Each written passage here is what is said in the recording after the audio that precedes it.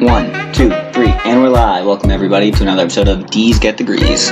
I'm here today with Brock. What's going on, guys? Not much. So, obviously, most of us, a couple weeks into school now, we're going to talk today about, why you shouldn't drop out right now. Like giving up when you should put in an effort and when you shouldn't put in an effort anymore.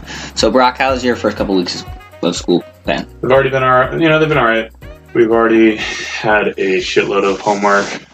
I remember 2 days ago spending 11 hours in the library doing a single piece of electronics homework, which was the worst. I didn't believe, when you said that the engineering homework was crazy, but then when I went to see you guys and you were just in a group and there was 12 of you all sitting there being like, so how do we solve this problem? I was like, holy shit, this is actually terrible. I wouldn't. But our friends that do it at other schools, they don't seem to have to do it with a group of people. Bruno does it by himself.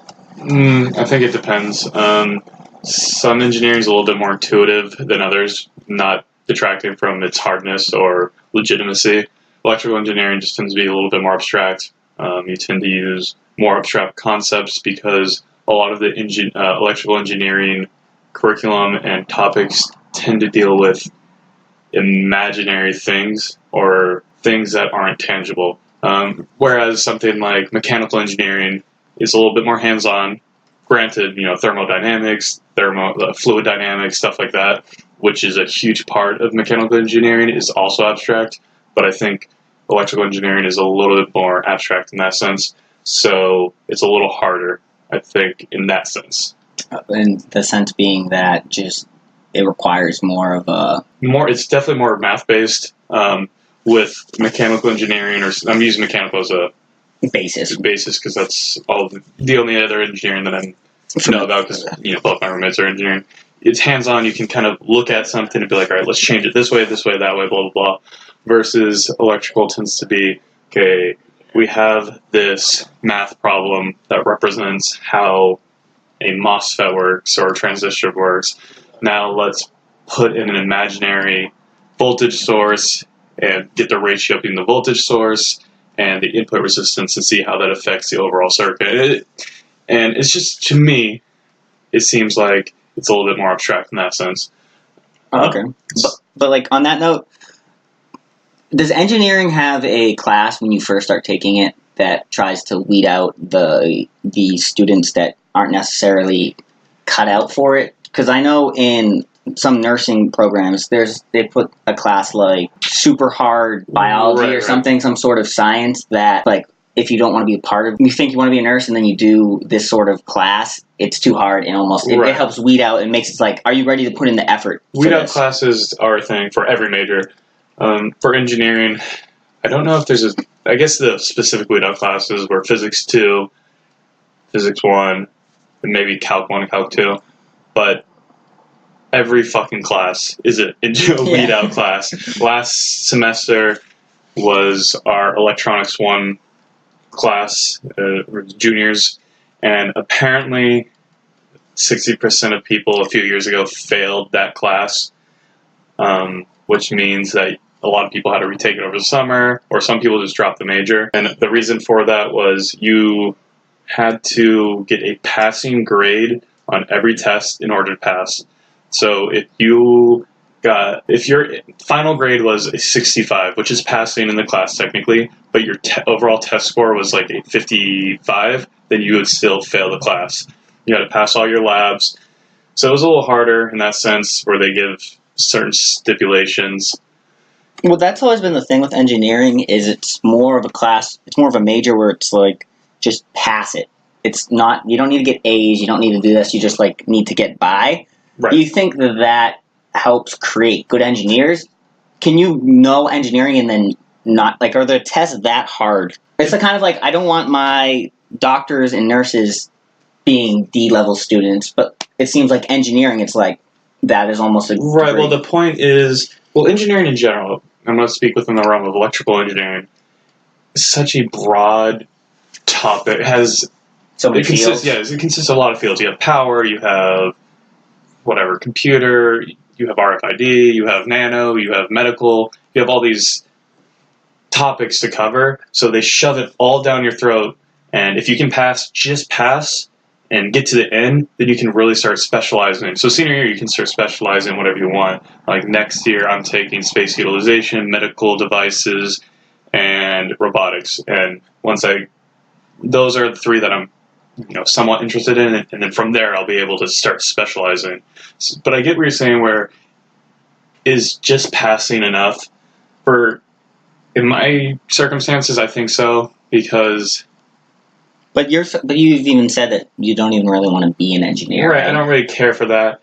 But I think that's reflective in the fact that I'm just passing. Because most of the boys who really like engineering, the people that you came in saw me working with, they have like 3.5s, 3.8s, 3.2s, which is reflective of their desire to want to be engineers. I'm rocking a 2.8 because I'm content with just passing. Passing, and I've never gotten a D. I've gotten a couple C's, so I mean, it's not like I'm bombing it. And I do attempt to learn because it's interesting, or otherwise I would have ditched it a long time ago. But you're very. Most students, most people out there would not be. No one would just do engineering for the sake of, like, you do it more for a challenge per se than most people who want to be engineers. But this goes to our point of the episode today: is when should you quit something? So a lot of the culture today is based on the idea that you should never give up. You should never quit. You should always be, like, give your all to it, and it's about, like, finishing. So maybe you don't like it, what you're doing now, but you need to get to the end. What would you say is something in your life that you have enjoyed and quit, like something you've enjoyed and quit still, even though you liked it because you knew it wasn't right for you, and then something that you hated that you did to the end, even though you wanted to quit? Right. So, I mean, a huge example, probably the most evident in my life would be soccer. I played soccer since I was 3. It was great. Brag. I was great in high school. Captain of the varsity. And did you lose your captainship? Did Tasha take it away? No. It was just Bruno. Yeah, no, I rocked captain from junior, senior year. I was captain of my club team, which at one point was ranked within the top 50 in the nation for our age group. So I was, like I said, brag, but I was really good.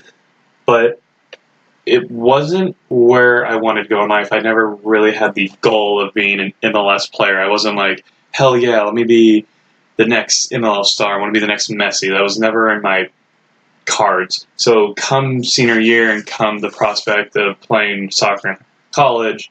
Did you think about playing at Texas A&M? No, that was never my line of vision. Just because at Texas A&M, I really wanted to do the Corps Cadets, wanted to do the military. So that was my goal at the time. So I don't think I gave up. I just think my goals, my future goals, did not align with playing soccer anymore. I still enjoy soccer. I made the club team here. At Amherst? Yeah, but I didn't do it. Intramurals, I played intramurals. So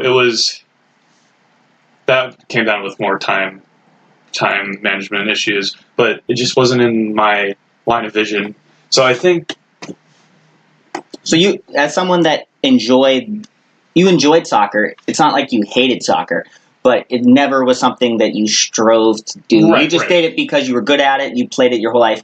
In high school, obviously playing sports is something you want to do, but it never propelled you to be part of your future. For it. Right. And I think maybe that's the only time. I wouldn't use the word give up because I don't think I gave up. No. But in the sense of what we're talking about, maybe that's the only time I think people should give up is when, if you don't see yourself doing that future, if that's not part of your future goal, if that's no longer your dream, whatever, then you don't have to finish it. What is your opinion, though, on someone, say, there are a lot of kids that are very talented at a sport, per se, and then they just choose not to pursue it at all. Do you think say you could play D1 at some sport, get a scholarship for free, but you rather just be lazy and party and drink in high school and not even play in college? Because I know kids in my brother's grade, he's a senior in high school now, he said that some of the most talented kids in his grade have just stopped playing sports. Do you think that is, again, they don't want to do it, but they're very talented, and they're a waste of talent? Do you think being a waste of talent is bad, per se? No, because it's not like they chose to be talented. It's not like it's their prerogative to choose whatever they want. is it unfortunate? Maybe to some people. Maybe to some people who want to see that kid be an MLS star or NFL star, whatever. But if that kid doesn't want to play football, then... But could you say, I think to that points in your life, sometimes you're not thinking the best in a sense where, hey, like right now you don't want to play this sport because, it's challenging. It's challenging. As someone, when you were on a travel team growing up, again, there would be a lot of times on the weekends, like you couldn't hang out with your friends. You had to practice. You had to be whatever, right? That's the idea that, oh, I'm an athlete, so I am putting in all this time. It's like the sacrifice now so I can gain something from the future. Right. I feel like in college, being a D1 athlete is the effort you put in. At the end of the day, you're playing a sport, and it's like you get to be part of a team, you get to have fun, and like it's not the idea that playing sport is something so bad. It's like I'd rather be drinking with my friends. I never got that concept of why people wanted. I understand why people would want to not do it, especially if they don't love it. But the kids that are on the fence that, hey, you could play in college, maybe you couldn't, at least come and try and play in college. I don't think anyone would ever regret coming to school and then quitting a sport rather than... Right, I mean, I guess that's a good point where try it. If you're on the fence, try it because you have nothing else to really lose. But hindsight's 20/20, and I think the distinction here is the reason why these players in NFL, MLS, these professionals are professionals, and the reason why they are so great is because they didn't do what you're explaining. They're not doing what you're portraying right now. They didn't second guess themselves in high school. They weren't lazy in high school. But another example of that, before you continue with your tangent, is that most of these people in the NFL and the NBA are such freak athletes that they they have to, like, they're so talented that there's no point of them not, because they're going to make millions of dollars. Like most of these athletes aren't people that were on the fence. They were so good at a young age. They're like, that kid is going pro. So it's very tough to say, like Jadeveon Clowney. He's like, I don't really love football, but if you know Jadeveon Clowney, he was a guy at South Carolina that he tackled the dude from Michigan, and like his helmet went off. Right. Like he's a freak of nature. He's huge. He's like, I don't really love football per se. It's not like the most fun he has in the world, but he's so good at it, and he's like, I want to make millions of dollars. So now he plays at the NFL.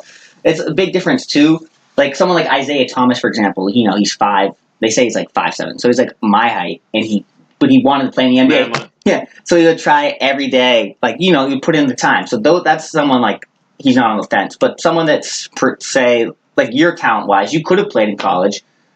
Could you have played professional? Probably somewhere like in one of the lower-level leagues. Right, if I put in the work, and I think that's the difference is someone, even like Tom Brady, coming out of, Michigan, right? He was the last draft pick. No, he was a 6th round. But like, he wasn't highly recruited, yeah. Right, it wasn't evident that he had talent. Well, he had talent. The thing about Tom Brady is like we act like he was some bum off the street. He was a top quarterback. He played at quarterback. But compared to the other people that you explained, where you're like the freaking natures, where it's like Evan, like he still got drafted. So yes, but that's but he compared to the other people, he was not a freak of nature. And compared to where he is now, the 6 Super Bowl wins, compared to the talent now and how he manifested that talent, I think it's such a huge, not discrepancy, but huge dichotomy. You know what I mean? Yeah. And I think that's the difference is these guys can be hella talented, but they're also putting in the fucking work. And that goes back to anything in life is you need to put in the work, and we think that if you kind of like, you can half-ass things. To be great at a level, you can really never half-ass. Right. At all. Right. Especially, that's the same thing too, like the kids that want to have really good engineering jobs and want to have really good engineering GPAs, like, are putting in the work. Do those kids just do engineering pretty much? Like, how much time are they not doing, like, homework and stuff? A lot of these kids can manage. A lot of these kids party just as much as I do, maybe if less. But the difference is they're passionate about it, so they're going balls to the wall 100% of the time. While me, I'm like, oh, this homework sucks. I don't really care. I think that's the great point right there. It's you can put the same. Me and you could put the same time into doing something, but it's how much effort I give when I'm doing it. Right. It's like if we can both work out for half an hour, but if I'm in that half an hour, I'm busting balls, and like you're just sitting there lifting. Right. You're doing. Like, it's the effort, and I think that comes down to what everyone talks about, do what you're passionate about. And I guess that's really what it is. These people are doing what they're passionate about, and that's why that supplements why they're so good. But what's something now in your life that you've done where you hated it so much, but people were like, you shouldn't? I feel like Texas A&M is an example of that. It's like you really did not enjoy it there, and you wanted to come here, but you maybe like should have stayed in the part of it, in the sense, not like, again, hindsight 2020. So, right, exactly. I don't regret coming here because Yeah, I'm in the position where I am. I don't regret things I've done. yeah, we said that before. Right. At the time, I was like, fuck, I hate this. But for some reason, I don't know, it was just my mentality. I've always had a mentality of just don't quit. And I think that played into it, where I fucking hated being in the Corps. I hated being told what to do. I hated having my head shaved, which is ironic because I shave my head now. I hated the regimented lifestyle. Even though the thing about the regimented lifestyle, it's like as you get older, you want... Right, it helped me out too. So, like you said, hindsight's 2020, but at the time, I just stuck through it because I didn't want to it was more of letting myself down. It had nothing to do with external factors. It wasn't like, I don't want to disappoint my mom. It was, I didn't want to quit because I didn't want to show to myself that I was a quitter. And I think that's what drives me a lot, especially with engineering. I don't think I'm going to be an engineer, but if I quit now, I feel like my time would be a waste, and it would just... I understand your point. You don't want to feel like you not waste the time, but that, like, again, because you can't waste time, because at the moment it matters. You don't want to feel... It's just a pride thing, in a sense, where it's you showed yourself you could do it. Is what it comes down to. I've always been one of those people. Obviously, I've been to 4 schools. I've always wanted to do what made the most logical sense for what I was trying to achieve at the moment. So at SNU, I really enjoyed my time at SNU. Being in fraternity, being around like all my friends. I made some incredible friends there. But I was a business major, and I knew if I stayed, because at that point I started pursuing acting very seriously, and I was getting gigs, and I got an agent, and I was like, this is what I want to... I want to be spending all my time, because it was my passion, so I want to be putting all my time into that. So you knew when to throw in the towel in that sense. I wasn't, hey man, I want to not go to SNU because I hate it. I didn't want to go to SNU because logically... You wanted to pursue other goals. It would have been a waste of my parents' money and waste of like college and loans and stuff to stay there, because I wasn't going to be putting in full effort. I wasn't going to be putting in 100% into that school. So then I went to Arkansas to study acting, and then I enjoyed it there, but I could have stayed there, but I wasn't truly happy per se. I was having fun, but it was like something... It didn't align with your current goals. Yeah. So then I wanted to be acting more, so there wasn't really much acting opportunity out in Arkansas. So I came back here to UMass Boston, tried to live with my friends.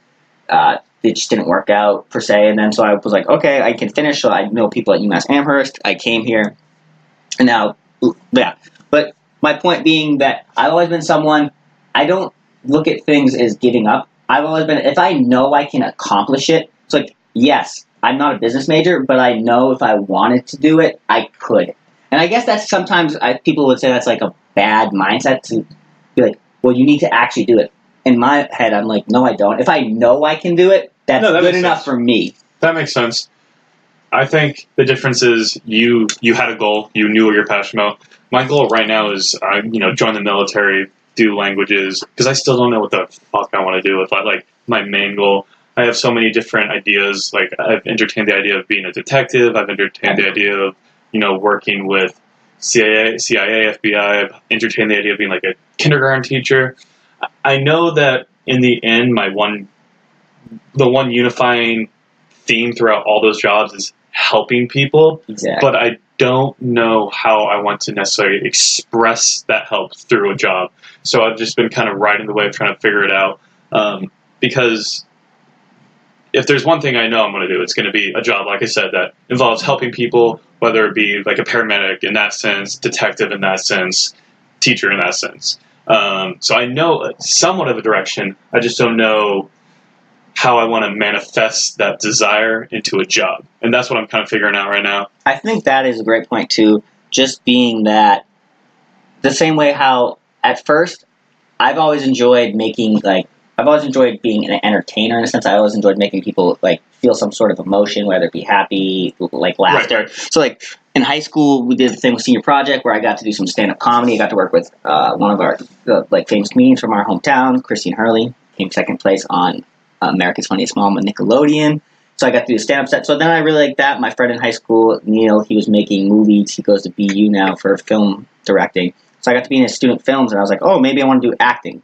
So then after college, after high school, I was like, oh, I want to go to a conservatory. And my family was like, you can't go to conservatory. So then they sent me, they're like, you need a real degree. So I was like, okay. The fuck's a conservatory? A conservatory, it's just for actors you just study acting. Oh, okay. Yeah, so it's like it's a specialty school. Right. So think of it as a trade school, but just for acting. Okay. So I would have done that, but it's one, they're expensive, and two, most people would not view that as a smart decision. It's like if you can be a talented actor, you can get anywhere. So then I got into acting, and then I liked acting. I still do, but I don't think my goal anymore is that I want to be an actor.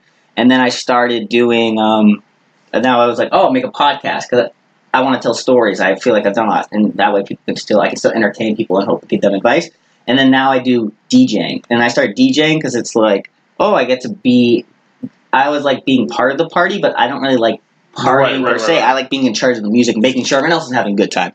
So it comes down to it's like I want to be an entertainer per se because I enjoy. So you have one quality about you, what you want to do for a living, but you need to go through different experiences to kind of find out what that and your end goal job is going to be. So for all you engineers out here, kind of related to that, it's kind of interesting where you have a general goal, and it's kind of like a feedback loop, which is why I try to relate to engineers, where you have a general goal. Your goal was entertaining, making people laugh. You plug that into an equation, you get an output, and then you get a little bit more precise number. And by number, I'm making analogous to, okay, you went to acting, that was your more precise. You plug that into the equation again. You came out with a new thing, and it was a little bit more specific to, okay, now I want to do like DJing. So what I'm saying is, you had a general idea, and through experience, through time, through opportunities, you've slowly started to mold that into something that you want to do. You've made it more precise. You've made it more maybe accurate, I guess, if you understand what I'm saying. Yes, and that point too being that if I were to have never stopped doing one of the certain things and just rode out the wave and just finished it, I would definitely not be where you are right now. Exactly. So you need to look at it too. You need to know when this isn't working. And it's tough now, especially people who go to college with a major in mind because they want to make a certain. I feel like people that go to college, obviously the weed out classes, but how many engineers are talented engineers per se, but they just hate it?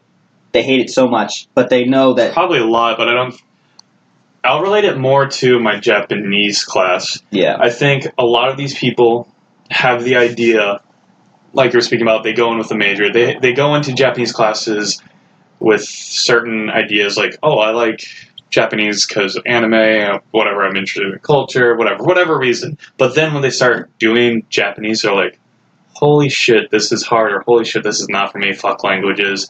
And I think the problem with that, not the problem in itself, but the problem people have is it's expensive to change majors, because my first year is not a waste in the whole sense, but the waste academically, because I had to do another year. That's another, minusing any scholarships or whatever, that's another $30,000 in tuition through Amherst that I have to do just to make up for lost time. So I think that's a problem people have where, let's say you're 3 years into engineering, and then you're like, dude, fuck engineering. I would rather be a psychologist. If you restart, you're another 4 years in the hole, and that's another, without any scholarships, baseline, $120,000 if you're at Amherst in-state. Exactly, and that's if you don't know when to bite the bullet, sometimes you are fucked. Right, and that's a lot of people will find themselves in that situation. That's what sucks, because it kind of forces the system, the man,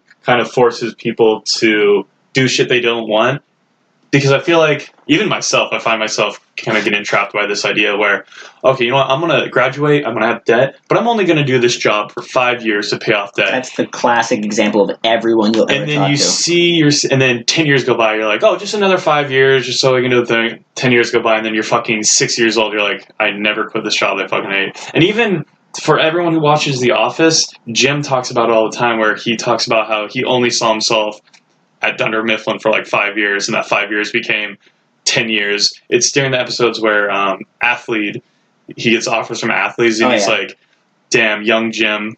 It's when Plop, he's like, yeah, I'll only be here for 5 years, something like that. And Jim's like, oh man, Plop, I said the same thing. Yeah. So it's that idea where you kind of just get sucked into the current, I guess. But they create the debt, so you need to take whatever first job you get. So you just take the job because it will pay you well, and then you keep making money. It's tough to say. Then you start to move up in the company, so you're getting more money. So most companies, if you wanted to go leave your current job, you're going to go down. Right. It's hard to make that restart and start from the beginning. It's tough. That's like you're 3 years into engineering. You really want to go back to entry level classes. That's why once you can tell, I've always been someone too. I can tell literally probably within. It's like sometimes you go somewhere for a week. You shouldn't you got to kind of ride it out. If you wanted to do it, but if there's usually your body and your mind tell you right away. If you entertain the idea, and then you're like, never mind, fuck that, I'm out of here. I'm out of here. I'm not doing that. And that's a skill I think is a very good skill to have, because you don't get trapped doing crap you don't want to do. Right. I think my problem is I end up being, I just love learning in general, so I'll like something, I'll be like, oh, Korean looks interesting, let me learn Korean for a year, and then I'll be like, alright, bored of Korean. Oh, fucking photosynthesis looks fucking interesting, let me go study botany for a year, and then I'm like, alright, I'm bored of that. I'm I guess generalist in that sense, where I just like general knowledge, but that kind of fucks me over in the end because I can get burnt out pretty easily. That's the thing, as someone the same way, where when I'm about something, I'm so about it, I'm 100% in. It's like, oh, podcasting seems fun, let me learn everything I can about podcasts, let me go make my own podcast. And then, a year from now I could be like, why the hell would I ever want to do a podcast again? It's so boring. It was the same thing with me when I did YouTube videos, which I still enjoy the idea. I made YouTube videos about comparative mythology, psychology. And I did that for a couple of videos for a lot of it had to do with time, not having enough time. But then I was like, I don't want to do this anymore. And then I stopped. It's one of those things where it's nice when you have multiple different interests, because it makes you more well-versed and you can fit a lot. Like, that's my problem my whole life, I feel like, is I like so many different things, but most people are very one-dimensional, not being that their personality is one-dimensional, but just their interest per se. So it's like, you like the anime people, like anime is their life. Like, they're good at it, they can recite, they can do it in a group of their friends, they're all kind of the same, where I've always had multiple different interests, being usually like frat kid, theater kid, but then you try and fit in with these people and you have multiple different interests, and it's like... It's hard to... I feel like, not that I'm like different or unique, I mean, obviously everyone's unique in some way, but in respect to that, where sometimes, like I said, we're both well-rounded people in the sense that I don't necessarily have a specialty, which... some people are sick at engineering. They live and die by engineering, electrical engineering or like power or something like that. They know their shit. You ask them anything involving power, and they can recite it like the back of their hand. They're specialized in that. And by no means am I saying that's a bad thing. That's a great thing. Me, I'm more of someone who's like, in conversation, we're talking about, theology, or, hey, did you hear that myth about zoos, whatever? And I'd be able to be like, oh, yeah, I heard about that, clip in, but I'm not specialized in it. I have general knowledge, but there's not necessarily anything I'm specialized. And I'm trying to get to that point where I find something where I'm like, all right, next 50 years of my life, I'm going to love doing this, and I'm going to be able to do it so fucking well. I think that's once you have this concept of you don't fit in the one particular group, I don't think we'll ever find something that we just are about all the way. I just think when you have this like passion for knowledge that we have, it's just, you're kind of stuck. It's a gift and a curse, because it means you can learn so much about so many different things, but you'll never be satisfied with just like doing one thing. I think I probably would get bored easily. It's the same thing with like someone like Soupy, who Soupy is one of the smartest goddamn kids I knew, and he knew from the get-go he wanted to do whatever he's doing at Citibank or Citigroup, and he's going to be, in that field, he's going to dominate. Like, I see Soupy, 100%. 20 years in the future being fucking a savage. And that's because he's specialized in that. He knows it's the same thing with, like, Pat, and even, like, someone like Jack is, I think, a little bit more on our side. Yeah, people in context, our friend Soupy, his last name is Campbell, that's why I call him Soupy, but he was one of those kids that he had the plan when he was in 8th grade, what he wanted to do with his life. He wanted to go to school. He got an internship after his first year of college, which many kids don't do, and then he got another internship and graduated in 3 years, worked for Citibank, and he's always been someone that great kid, loves Super to death, but his personality per se has always been he just likes to learn in a way. Like, yeah, no, Soupy's I love talking to Soupy because he is someone you can just have I love talking to Soupy. He's just overall just a great individual and great, like, just you can talk to him. Yeah, he's very intellectual. I love you, man. Yeah, very intellectual in that sense, but he's not someone that he wants to learn things, and that's kind of it. Like, I always like to use an example, like, he likes sports, but when he talks about sports, he'd be like, did you see the game? Tom Brady was 12 for 13 with 104. Like, think of that in context, like, that kind of person. Like, so intelligent, and so, he's just, like, boring, right? I wouldn't say boring because I've never been like, damn, I'm like... You're not bored with, like... I can't think of the word to use to, like... No, I see what you're saying. It's not boring. I see what you're saying, though. It is hard to put into words. It's just different. It's a kind of personality that you need to be successful in, like, those kind of fields where your one goal in life is to be... Like, his goal is to be successful, so he can just sit there and... He's not someone, I would say, I can't picture Soupy ever sitting there being like, I don't want to be doing this right now. Right. When you get, like, bored of studying, I can picture him just sitting there reading, like, a textbook and be like, it's very insightful. I'm learning so much right now. And that's a problem most of us have, is when we're doing stuff we don't want to do. Right. I think that's... And how do you combat that problem of doing things you don't want to do? Just realize that that's fucking part of life. Like, today I didn't want to read 2 chapters on transmission lines or how electromagnetic waves propagate. But how do you get yourself in the mindset that you're going to sit down and do it? The biggest thing, I think, it's the same thing with working out. You picture your end goal. So for working out, you're running, let's say, 6 miles. You're like, fuck, dude, I could just quit at any time. This sucks, blah, blah, blah. But then you take a picture in your mind and you're like, but I want to look like Tatum, Ryan Gosling. I want to look like a Chad. I want to look like a fucking Chad, and that you have that image in your mind, and that pushes you towards it, that propels you to it. Because you can have a passion, but that doesn't mean the steps leading up to your passion aren't going to suck. My end goal is graduating college, so I can move on with my life. In the sense that another reason why I'm doing engineering is because for the officer candidate school with the military, they're not explicit in what major you have to be. I don't, just because I'm an electrical engineer doesn't mean I'm forced to be an electrical engineer in the military. They just look for GPA, and they look for, competitiveness within your group, et cetera, et cetera. So that's my goal. I was like, fuck, dude, if I want to go on with my life, if I want to do coffee candidate school, I have to get through this. I can't just quit. So with that in my mind, I was like, fuck it, then I have to do this. I'm going to sit down, bite the bullet, grind it.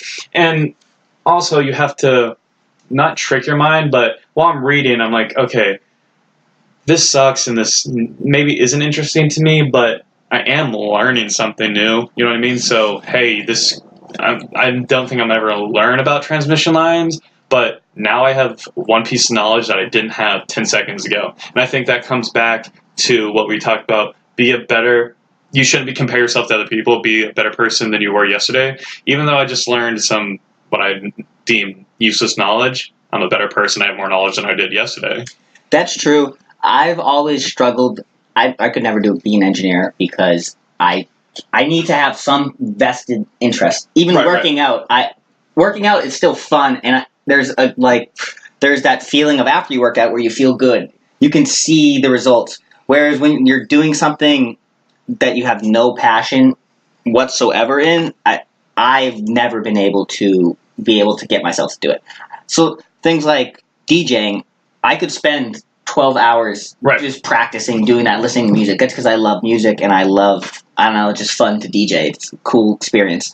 But I could put in the time, the effort, and I'm willing to go do the grinding things like, DJ a club from 10 to 1 a.m. It's just, that's part of it. And I enjoy, yes, there are moments where you're like, oh man, I'm tired. Or even being on an acting set.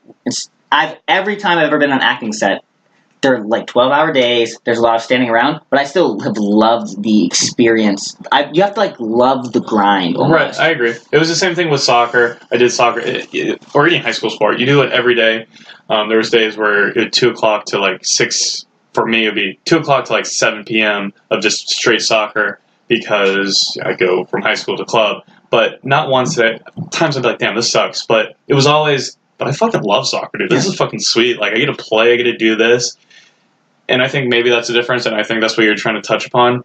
But kind of, so we talked about a couple, maybe it was last podcast or a couple podcasts ago, about how celebrities and mass media kind of influence our lives. One of the things that kind of motivates me, I'm not sure if this is a good thing or bad thing, is I'll look at people who are famous, who grind, or hot women, and I'll be like, fuck, dude, if I want something like that, then I have to put in the work. These people didn't just get there by being half-assed. I look at these people and, in a sense, they become inspiration, or even fictional characters. There's some fictional characters. Just the idea behind them, not the person they are per se, but the mentality that they have. And it kind of motivates me. I'm like, fuck, dude, I want to be this I want to be this guy. I want to be, or even in the same position, but I kind of respect his grind, and I'm like, fuck, that motivates me to do it. If this fucker can do it, so can I, is kind of what I go with it. And same thing with anything. I'll see people do cool shit. I'll read a fucking manga or book, and I'll see the main character is fucking badass, and I'll be like, dude, fucking, I'm gonna be that dude. I'm gonna be the badass. I want people to respect me. I want to respect myself. I gotta put in the work, even if it sucks. Yeah, it's all about putting in the work. The only problem is when you get to the point where you're just done. Right, and you have to know, being a smart person, and even college professors will tell you this, you have to know your limits, but that's also important to know when to push your limits and when not to push your limits. But you have to know when to throw in the towel. And my advice, my thoughts on that comes down ultimately to knowing who you are, which is a real roundabout thing to say, considering the point of doing things is to learn how you are. So how can you know when to do things if you don't know how you are? It's just like a kind of circle paradoxical thing. But it's a skill to know who you are, what your goals are, to do some introspective thinking and be like, this doesn't align to what I want to do. Time to throw in the towel. You know what? I'm at my limit, but fuck yeah, I'm going to go 10% more. I'm going to do that one more lap. What I always like to do is when I want to do something or not do something, you need to look at it 5 years from now. How is this going to affect my life? So if you're like, I want to drop out of college, 5 years from now, if you don't finish college, what will you be doing? What are the skills I currently have? What do I think I'm going to do in that 5 years when I don't do this? And do I see myself regretting it? I think that's a great line of thinking. You have to have a contingency plan in the sense where, okay, hey, I can drop out, but what am I going to do? It's what I told my brother. My brother didn't go to college. Fine, if you don't want to go to college because it's not right for you, don't, because trade schools are still a thing. But with him he hasn't done anything to combat. He's kind of a NEET at this point. Sorry, Brohan, but what's a NEET? Not employed, educated, or in training. Oh, so yeah, okay. Shutting kind of thing. Yeah. Where he's lazy, he's not going to college, which, like I said, is fine. But he has potential. I love reading, I love writing, but I've seen this kid write. I've read some of his stuff, and Jesus Christ, he has a talent for writing stuff. Whether or not he pursues it is a different story, but my point is he has these inert talent. He has this potential. He has potential. That's what we're talking about right there. That goes back to the point when you have talent, and should he pursue it because he's talented? But what if he doesn't want to? He does. Then that's fine. But my point is he doesn't even put forth the effort to try, and he could. And I told him the other day, he was complaining how he wanted to live alone. He was complaining about where he was in life. He was like, I don't want to live with mom and dad anymore. I don't want to do this. I don't want to do that. And I was like, dude, okay. So he was talking about, he's a really skinny kid. He's pretty much the opposite of me. So he's cool. Yeah, roasted. Yeah. Where he's just whatever I am, he's kind of the opposite. He's not motivated. He doesn't work hard. He has no drive. He's just a quitter. Yeah, honestly, and it sucks because I'm not trying to talk down on him. If anything, I try to motivate him. But he called me. He was like, "I want to get out of this." I was like, "Okay, when's the last time you've hit the gym?" He was like, "I haven't. Whatever. It's too far." And I was like, "What does that mean?" I was like, "It's too far," which it's not. It's X is 7, which is 15 minutes. It's ridiculous. And I was like, "That's bullshit."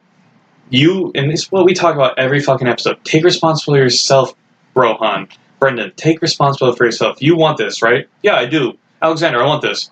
Which, by the way, family calls me Alexander. Alexander, I want this. I was like, then why aren't you doing it? Oh, I don't know. There you go. Do you save money? No, not really. I'm really bad at saving money. Okay, then take the necessary steps to start saving money. You recognize the problem. You recognize you have a problem. Why aren't you doing anything? Because it's so much easier to complain about it. Exactly. It's what we talk about. That's just what it is. And there's going to be something, hopefully, that finally, because I can spout all this advice all I want, but hopefully something. Well, that's what it takes. You need it's something. A catalyst. No, you need to figure. You can lead a horse to water, but you can't make him drink. It's kind of when you're go through a bad breakup and everyone's like, dude, it's going to be okay. You're like, no, it's never going to be okay. One day something hits you, yes. It's nice to have people tell you things, but obviously you don't believe them in your head because you're upset. Or in your head, your brother's like, oh, I'm a loser or whatever you're thinking is like, I'm never going to do it. Tell me what I need to do. But until you get that own thought, that own snap, that own light bulb moment that propels you to change, you're not going to do it. It's the same thing, like you said with the breakup. You break up with your girlfriend, everyone's like, dude, just give it time, you'll heal. And at the moment, you're like, I'm never going to find a girl like that, dude. No girl ever kiss me ever again. Kiss me again. Then one day you wake up and you're like, holy shit, I don't miss this girl anymore. I'm like, they were right. And you don't have that. They can tell you all they want, but until you actually feel it, until you actually do, then otherwise it's just meaningless. You know what I mean? So I guess that's a really good point. As someone that did take a semester break so when I left SNU after my sophomore year, it was the spring semester, so I took a break. I lived at home. I spent all my time acting. So I was doing student films, I was doing independent films, and I was eating right, and I was working out. And the thing that motivated... Six-pack Jack! Yeah, that's when I got in incredible shape. I was counting my calories, and everyone's like, Jack, dude, shut up about this. And then come summertime, though, everyone's like, oh, shit, Jack. Oh, maybe that shit works. Like, oh, yeah, it does. But my point being, what motivated me when I was home and I wasn't at school was the fact that, hey, I need to get in great shape. I need to be pursuing my goals because if everyone else is we'd like to have this idea when people are in college that they're somehow doing more than people who aren't at school. Right, they're being proactive, which is... So I was like, I need to be doing something that, hey, Jack's putting in the work. I wanted to tell myself that, but I wanted to be able to visit people at school, visit my friends, and have them say, "Oh wait, Jack, you're putting in work." Holy you're not just you dropped. You're not the kid that people talk about. Oh, hey, Jack dropped out of school, and that's it. He's Jack dropped out of school, but dude, he's grinding. You see him? He's doing movie shoots. You want to be that kid? Yeah, and that's the only. So that's my advice for your brother. It's, hey, you're at home right now. Maybe you're working, but you need to be putting. You can't just sit around and do shit you're doing in high school. You're if you don't have something, I always like to have something that I'm looking forward to. And it's very tough when you're at home in that sense. That's the reason a lot of people go to college too. They don't want to be sitting at home and not. People like college because there's this idea that you're progressing. When you okay, I'm in college, and then 4 years from now, I'm going to graduate, and then I'm going to get a job, and then once you get the job, it's it's the idea that in the future you're going to be further than you are now.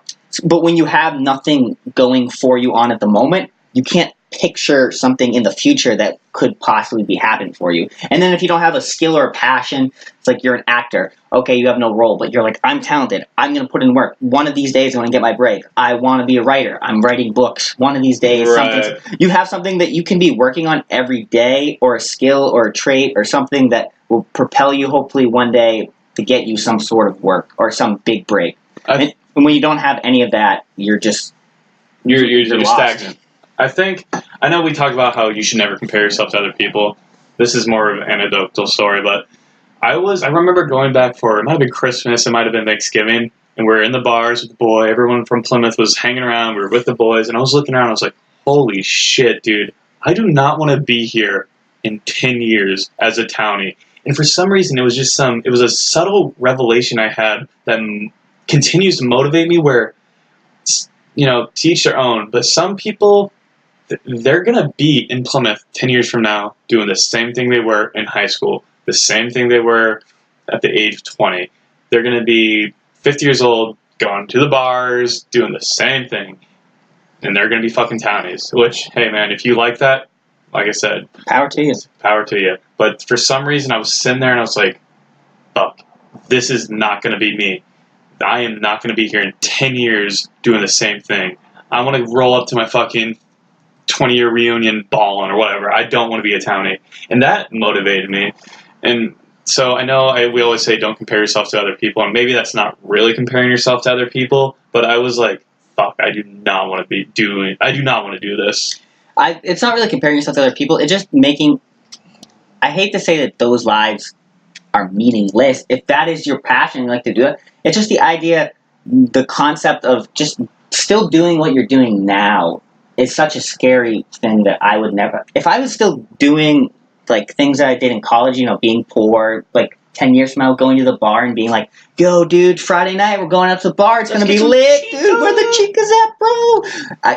It's a terrifying, it's scary. Like scary in my head. But there are people out there that enjoy it. And like I said, you just power to them. I mean, someone's got to do it because then the bar's got a business. It's like if I'm DJing sick bars, I need the Chads of the world to be like getting lit at the bars. Some people like that. Some people like it. I mean, if we want to call it simple life in our perspective, some people like the simple life, but that just really, it terrifies me that regardless if you believe in afterlife, if you're more of nihilist, that, like I spoke about one time, I forget what episode, but this is, from the current perspective, this is the only life you have. You're given, you don't know when it's going to end. It could end tomorrow, it could end next week. So you don't know when it's going to end. But let's say you have 70 years of your life, because the average male is around 70. Let's say 69. Okay, we'll say 69, baby, 420, 69. I don't want to be 68 years old, looking back on my life, be like, man, I really fucking wasted that. I did not do what I want to do. And that's a terrifying thought, because let's say there is no afterlife, there's no salvation, whatever, and that's what I did. I fucking worked at a gas station my whole life. I worked at Cumbies my whole life. That is terrifying for me. That is the reason why I stay up and have these existential crises, because I do not want that at all. I think it goes down to, as well, that if you work at Cumbies your whole life, but you have meaningful relationships in your life, that's the most important thing. That if I do some job where I just get by, I have like people that care about me, and you get to hang out with the boys, and you still get to do the things. That is the life that you want. Right. I think the idea of being a townie is like being by yourself, going to the bars with like. Not everyone else has moved on. Not any real friends left. Or like you're still real friends, but you don't get to talk to. Like not being like that's what happens when people get families and crap when they're older. And then there's that one friend that didn't get a family. He's still single, living a bachelor life, and he's like, "Yo, why does no one want to hang out anymore, guys?" And it's like, man, we got real lives going on. Right. And you don't want to be that person that's just there where everyone else has got their real life going on, and you're not chasing a goal or doing your dream. But on that note, what would you say are someone like your brother that, okay, he's got nothing going on and he can't break himself out of it? What helps you break yourself out of that moment of, hey, I shouldn't give up now? Like, yeah. Exactly. It kind of everything we've talked about in this episode, man. I mean, looking at, like I just said, looking at other people, like you're not supposed to compare yourself to other people. Looking at other people and be like, fuck, I don't want to do that. Thinking about how I don't want my life to be wasted. It really comes down to introspection and being like. But even in okay, you have the worst. Like, your brother have someone that has terrible self-confidence? Is he someone like that? Does he need someone that needs a push per se? How do you get? Who should they listen to? What should they do? How do you? You don't know how to look at yourself in the core. Like, how do you? See, I don't know if I have any advice for that because, like we spoke about, it comes down to something has to happen to that person. We could spit all the facts, information, but until they realize it for themselves, some people will just never get it. They'll never have that epiphany. I mean, the best thing I can do is maybe just send it. It's hard because I can't force him to do it. If he wants to live... Sometimes you need like a rude awakening. You just need to be humbled. You need to tell him that he's a piece of shit. So, like, sometimes, like, when you're being a piece of shit, you just need someone to tell you you're a piece of shit. Yeah, but see, the difference is I don't think he has low confidence, so even if I was like, dude, you're kind of a scum, he'd be like, dude, no, I'm not, and just go on thinking it's not kind of arrogant. Maybe he needs to be kicked out. You can justify... The thing is, like, you can justify anything to yourself. Like, the excuses are the best to the people that are giving them. Like, from the person that's... Right. So, I don't know. I mean, if you're one of those people, you have to just... I don't have any advice for you except what we talked about. You have to look around you. You have to ask yourself, is this what I want? And if it's not, you have to justify it. You have to treat yourself. You're your own best friend, or you should be at least. You have to treat yourself to the world you deserve. I mean, it's from that, what is a movie called? Perks of Being Wallflower or whatever. Yeah. Sick movie, by the way. Shout out Emma Watson, my girl. It's like you get the love you think you deserve or something like that. Yeah. It's the same thing with anything. If you think you deserve the fucking world, if you think you deserve to be Top Gun, then fucking do something about it. Do it, dude, because if you deserve it, then fucking do it. But if you don't think you deserve it, if you don't think you're worth anything, if you don't think... Then you're not. Then you're not going to, and that's just how life is, and there are going to be those people, because we live in reality where some people are on top, some people are on bottom, and that's just how it is. I don't know if it's unfortunate, because, I mean, it would be great. My desire would be for everyone to live in their not their perfect state, because I think it's important to feel sadness, but I would want everyone to live the life they want to live, I guess is what I'm saying. No, you should live the life you need to live, I'd say. Like, sometimes people want to live a life where, they're banging a million chicks, being the man. I feel you don't need, that's not a life that you should want to live. You should want to live a life that gives you purpose. Like, you need to find, it's better to have a meaningful life than a happy-filled life, if that makes sense, if you get what I'm trying to say there. Yeah, but I think... I mean... that comes hand in hand. Like, once you find a meaningful life, it's accompanied by happiness. But I also believe... I don't believe that happiness is a state that is an ultimate state. It's not like you are happy all the time. It's a thing that you're constantly trying to pursue, and it's a transitioning state where I'm happy, but I have to work to continue to be happy. At times... I'm not happy, but I'm fulfilled. Like, right. It's like, I know what you're saying. It's like right now we're doing a podcast. I'm enjoying this. Am I happy? I guess. But I'm more feeling, there's like no words. Right, well, I think that's where the kind of like semantics and the breakdown of language I remember we used to watch like this video in high school. It's like when telling you drugs are bad, and it's called the runner's high, right? Mm. It's that feeling of, like they say runners get. So, like, when you're running a marathon, like endorphins pumping. Yeah, you get to the point where, you're mile 12 and you just want to quit, you want to give up, and then like your body just is like boom, like no, you hit that wall, and then you just like fall in love, and you're a bliss release. You're just like, whoa, right. This is great. And I wouldn't call it like, if you live a life every day where you get to do that, I guess that is being happy, but it's more, you feel warm.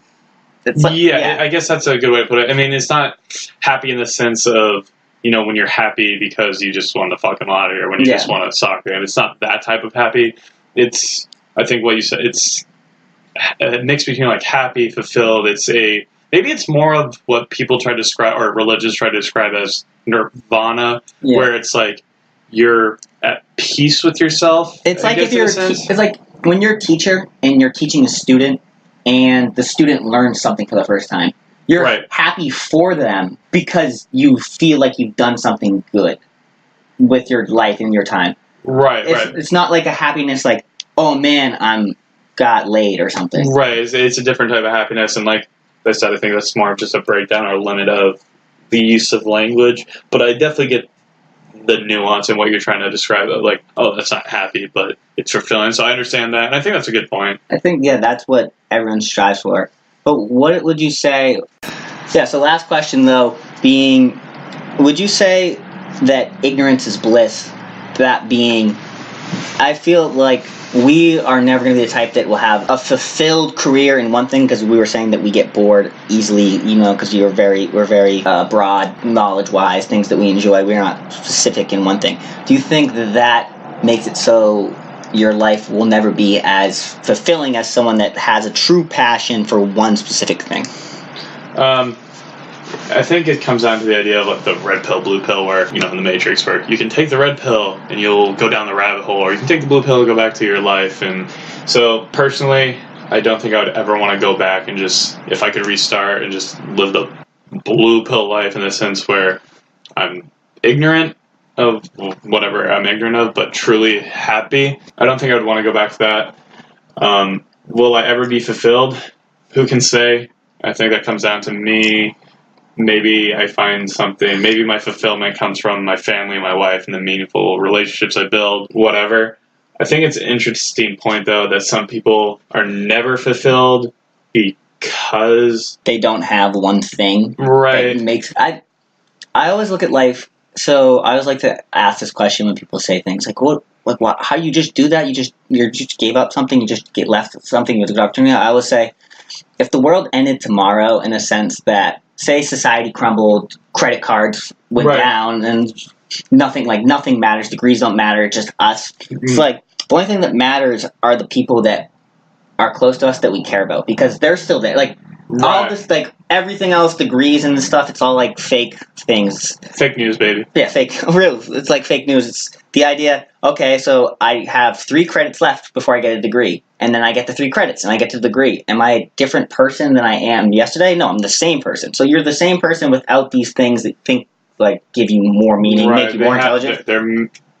They're legitimate within the realm of the system, but like you said, if the world ended tomorrow, then they don't really have any inherent meaning. Versus if I have those relationships tomorrow, if the world crumbled, I still have this relationship. They withstand something like that. I don't in the world ending not being like we all died. The society that we know ended, coming down. So it's like who cares in all the stock bonds and all the things if there's no society? Like, that's all society man-made. But I do think that it's tough to be someone that has been like red-pilled per se, to think of life being blue-pilled, because then I definitely wouldn't be the same person I am if I thought those. Right. And like part that makes me who I am is the way that I think. Right. That's why it comes back to never regretting what we've done. Maybe it would have been a happier life if I was, a little bit more dumb in the sense that I don't really care about any of this, and I just had a pretty linear life, and working at Cumbies for the rest of my life was something that made me happy because I had a family, whatever, and that made me happy, and I knew no better. Maybe that would have been happier, but I'm not, so does it really matter in the end? Maybe. I don't think so, because it's not. That's not who I am, so I guess it's not worth thinking about. But I would think I'd rather, because I am who I am now, I think I'd rather the truth than rather the truth than ignorance, regardless if it's at the sacrifice of bliss, I guess. It's one of those things, too, where I've always loved to ask questions. I've always loved to get to know people. So, I've always wanted to know the truth about things. I've always sought answers, and it's very tough to be someone that seeks answers and be fulfilled, because sometimes answers... I think people that don't ask questions are the ones that are more happy, because they're just fine with what's actually going on. Right? I would agree with that. And whether or not it's a good or bad thing for us or them, it's... those are questions that will never be answered, I guess. One of those questions. But... Look, this is a little end episode on this. This is a question I have. So in my philosophy classes, we always talk about... we were talking about points. So there being a point from... should you have an objective view on things, or should you have a subjective view? And the ultimate objective view would be a view from nowhere. The idea being nowhere. What is a view from nowhere? A view from nowhere would be you're kind of just looking at it the way that it is per se. Exactly. You have no perspective whatsoever. You have no view. It's just the cosmic view, whatever. But my combat to that was, well, religion, just an easy example. It's like if I think there's God and you think there's no God, and we die, and there is no God. You are correct. We died. There is a God. I am correct. There is a correct answer. Right. So, do you agree with that point? Do you think that life has, in all this, finding your passion, you should quit when you shouldn't quit, do you think that there is a correct answer? Or do you think that it's literally up to whatever you believe as an individual? Can there be multiple answers? I feel like the only reason I can't really answer that is because I've always held the belief that there's some things in life that are that transcend the bounds of human comprehension, human thought. And these are powerful questions we're asking. These are powerful things. Death is such a powerful thing. So to me, it's something that is outside human thought, human words, human comprehension.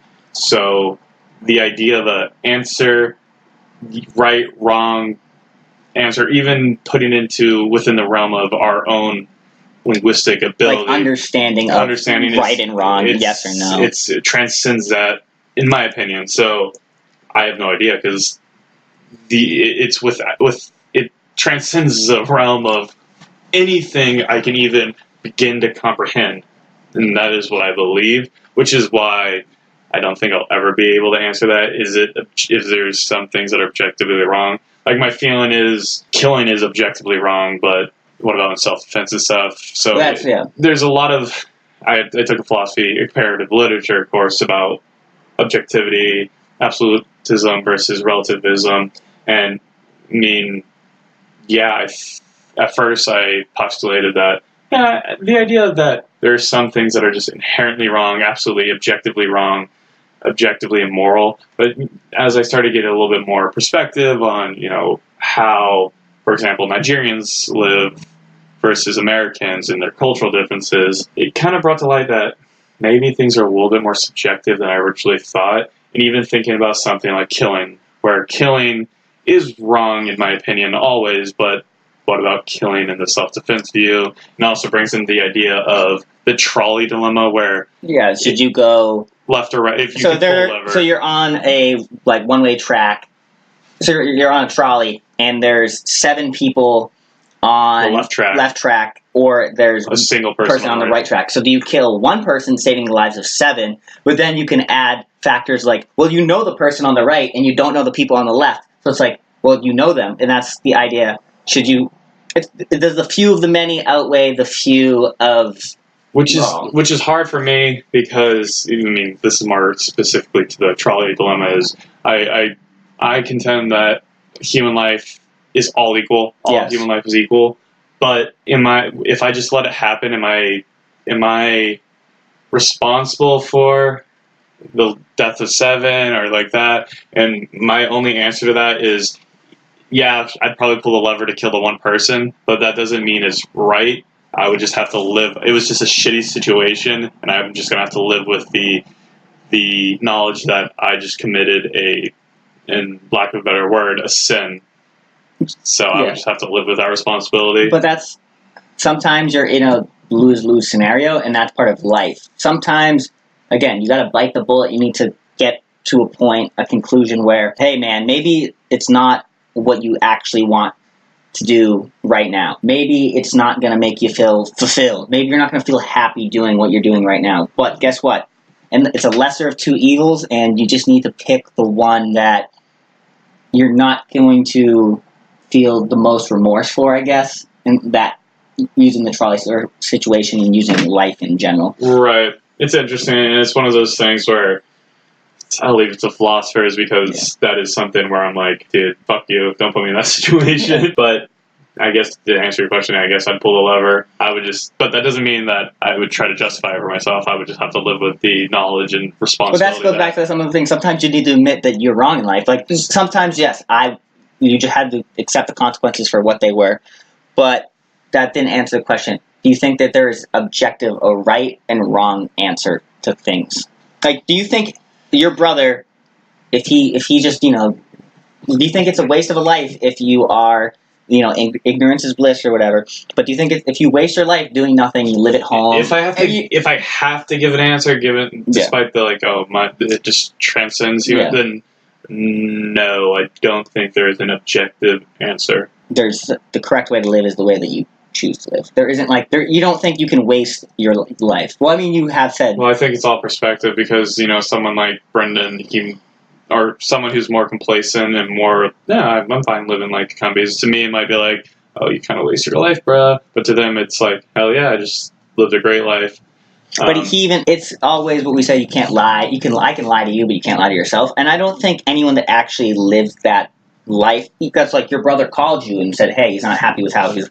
So I don't think, even though he's complacent, he would be happy. Right, but what I'm saying is maybe there are people who are happy with it, and if they're in that position and they're working at companies, they're like, yeah, this is fucking great. I love selling yogurts to kids. Then, I mean, whatever, sure.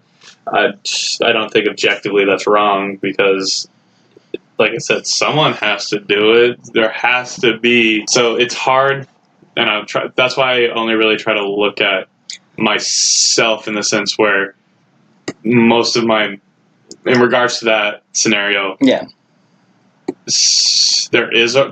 regards to my perspective, there is a right and wrong answer. There is an objective absolutism of this is wrong, this is right. Exactly. In regards to me. But in the point of view of, my brother, can I say with conviction that his life is wrong in my belief with complete absolutely certainty? No, you cannot. No, I can't, and I don't. That's not per se the question, and I understand like your point.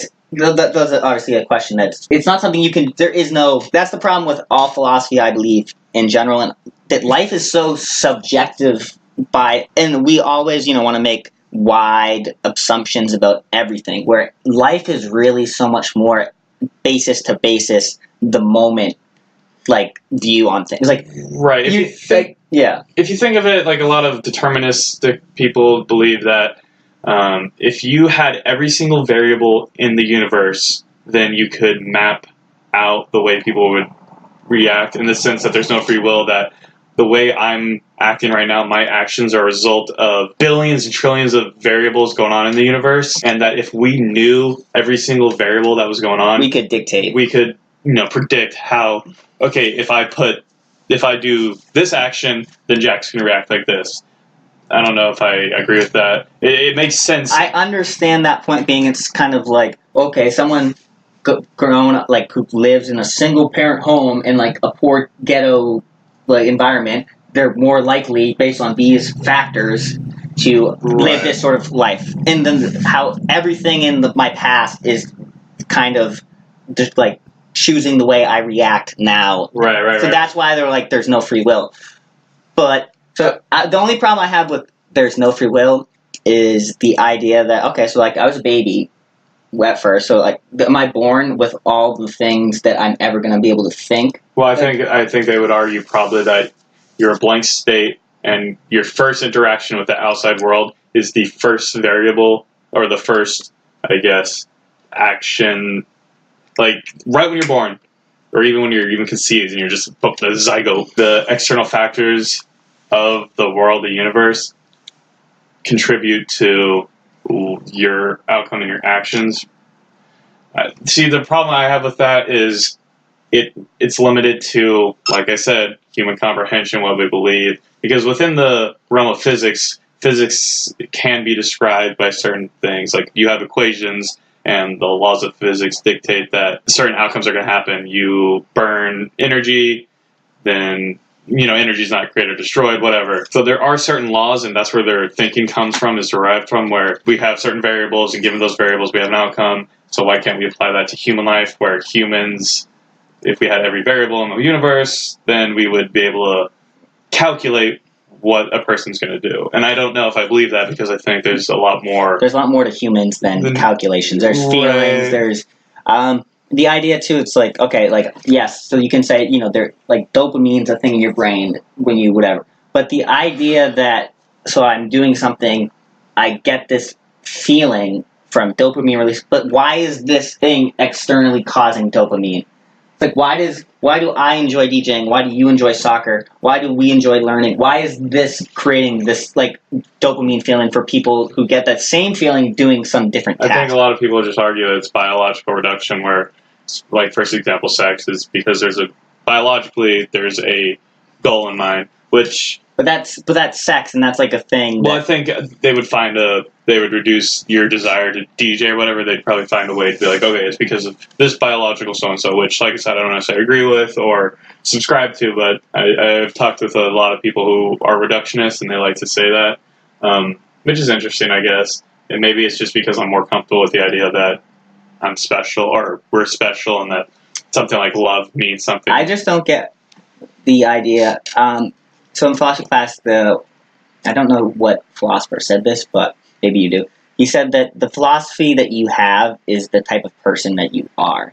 And I use the example. The thing about philosophy is when your life's going bad, maybe you're more of a nihilist, right? Your life's going bad, you want to say, hey, life doesn't matter. So, like, I'm upset, but nothing matters anyway, so it doesn't matter. When your life's going good and, you're happy, you're in love, you're doing your passion, you're like, my life has meaning, and you want to feel meaning, so you're like, of course life matters. Why would it not matter? And I just have never gone off the basis, or the idea that life doesn't matter. I don't know why that is an exciting life to live, to think that life doesn't matter and you think like there isn't meaning in things. Even if I create the meaning, does it matter if it's objectively real? No, subjectively it's real. And I think being able to be objective about things that, okay, like, when you're upset, be like, why am I upset about this? And then objectively reason with yourself to, like, help yourself calm down and be like, oh, maybe I shouldn't be as upset about this.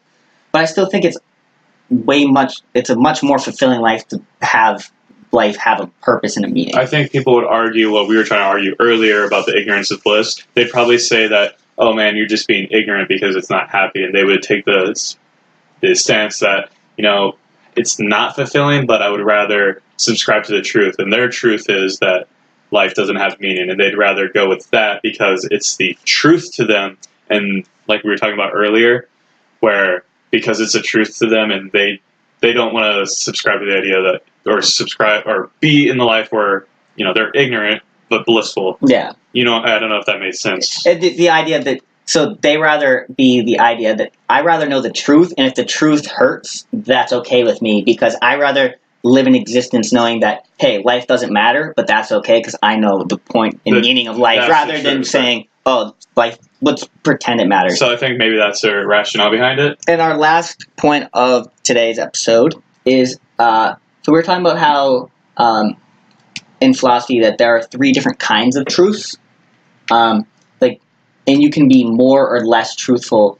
And the example that we used in class was, so there is he's a Christian man. He's like, devout Christian, but he prays not like with all his heart to a God. Then there's this man in society, he doesn't know what he's praying to, but he gives, like, he has all the passion in the world when he does it.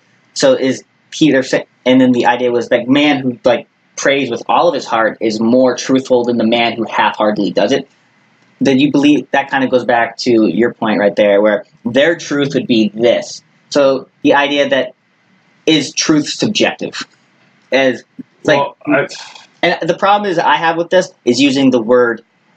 People get hung up again on the vocabulary of the word truth. It's more like a faith or belief. Inherently or semantically, truth is supposed to be an objective thing. Yeah. So the truth will set you free. If you're speaking based on semantics, then no, truth can't be subjective just by its own definition of the word. But I get what you're saying totally. And that goes back to what I said, like, can there be 2 right answers? Like, maybe. Maybe those 2 truths are right. It's like you have your own truth that is right for you. So, I don't know, it's just such a fucking complex thing that I have no idea. Yes, I subscribe to the idea that 2 things can be true at once. Maybe that's doublethink, I have no idea. Maybe I'm living What are you, a high mind, dude? Yeah. Maybe I'm living in 1984. You need a group thing. But I do think that 2 things can be true simultaneously, and that they can both be considered truth. But the 2 wrongs make a right. No, I guess in some situations, I don't know. I mean, there's some times where I've been pretty vindicative, where, if someone kills my brother, I'm going to be like, yeah, I'm going to fucking destroy that guy and probably take his life. And his family. Like, yeah, it's like, well, he murders your family. Probably not his family. You gotta his family had nothing to do with it, but I wouldn't feel bad blowing his fucking dome off. And do 2 wrongs make a right? I mean, probably in that sense, no. Maybe forgiveness is the most powerful thing, but I wouldn't feel bad putting one in his don't be's. Shout out to that guy. But yeah, anything else today? How you want to end on? No, not really. I think we covered a large, complex topic. A lot of complex. These get degrees, but brains stay swole. Chad's, Brad's, and Stacy's. Shout out to them. Becky, my girl. But yeah, Tyrone, Jamal, Jose. I'm just like hitting all the races. Can't be racist here. No, but yeah. Again, Mohammed. It's been a pleasure, sir. Keep your brain functioning. Think about your life. Quit things that aren't meaningful. If it's gonna give you a purpose, keep doing it. Keep grinding. Keep putting in that work. These get degrees, but unless you're an engineer or a doctor, as I always say, don't any D doctors. But yeah. All right. See you guys. See you.